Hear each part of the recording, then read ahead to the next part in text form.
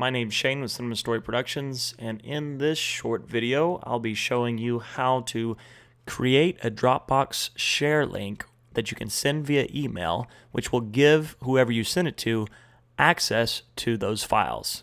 Step 1, find the folder that you would like to share. Let's say I need to share these 3 files with someone.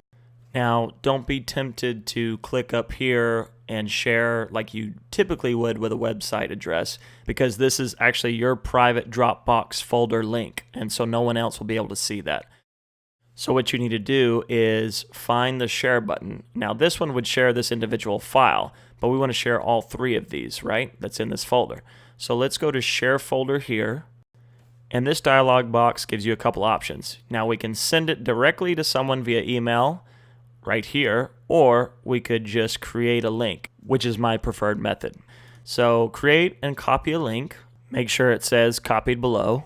Then you can paste that link into an email, send it to your recipient, and what they'll be able to do is click on this link, open it, and have access to all 3 of those files within the folder. Again, my name is Shane with CinemaStory Productions, and we hope that this video was helpful and look forward to telling your story.